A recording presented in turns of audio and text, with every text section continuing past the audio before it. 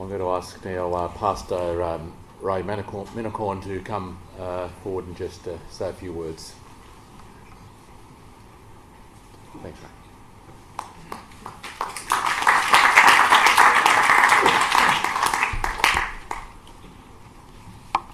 Thanks, John. And good to see you again, Your Excellency.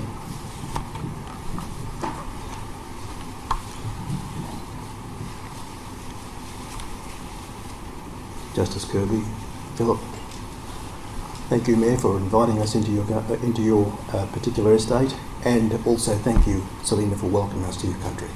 It's a real privilege to be here. Can't hear me? Ah, that's better.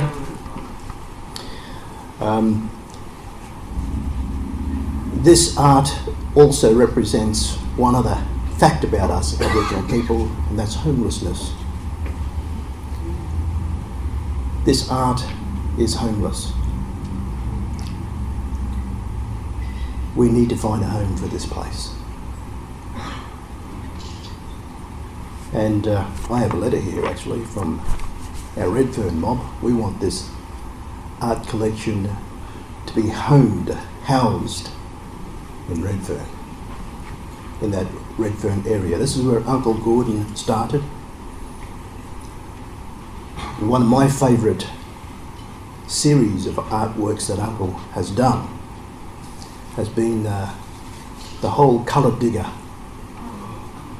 series, to give honour and recognition to our Aboriginal and Torres Strait Islander diggers who fought in every conflict that this country's been involved in, before the First World War, from the Boer War right through to today.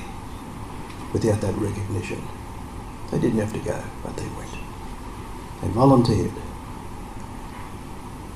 My grandfather was in World War I in the 11th Light Horse, and this year we had the honour of, I had the personal honour actually, of ensuring that my two brothers who fought in Vietnam marched with Her Excellency.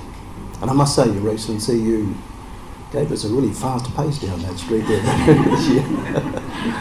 But thank you so much. Even though it was in the rain, we marched again, just to honour those incredible diggers who fought so valiantly and so honourably overseas and came back to their country and were not given that recognition. Uncle Gordon has painted that story many, many, many times. And so it's a part of his collection to make sure that that part of our story is, finds a home, a keeping place. Seems such a strange word, keeping place, for an Aboriginal person. But here in modern Australia, that's what we're looking for, a home, a place to belong. And all of these pieces of artwork here are looking for a place to belong. And especially here in Sydney, where it all began for us, and particularly in Redfern, where a lot of our struggle and our voice began to be heard. And as you can see around these walls here, and through not just only through Uncle Gordon, but through many other Aboriginal artists, they came to Sydney, they came to Redfern, to voice loud and clear that we're still looking for our home. We need a place to put this particular collection of art. To me, it's not just artwork, it's a living art. It's very personal for me. Very personal because it connects me both spiritually as well as historically to my story, to our story, to the Australian story, to the Aboriginal story. It's also, as you can see, it connects us to our political story. It's very political. But also, more importantly, I find in this artwork that this artwork is very prophetic. It has the power of prophecy. It tells us who we are, where we've come from, and where we're going. And so, with all of those elements and all the words that you've heard from all the speakers tonight, I implore us here in Sydney to give us a home, to find a home for this, for Uncle Gordon's collection here. Find a home for him too, because he's homeless as well. You know, it's just such a strange thing, isn't it? And yet such a simple thing that we could do for this uncle, for this collection, and for this powerful story that he has challenged us all with. I've got the letter here that says we want this particular collection.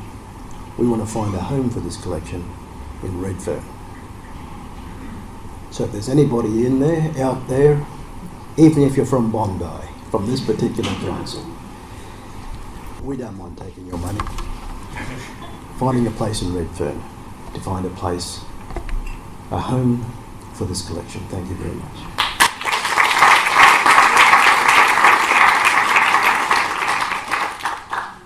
Thank you, Ray.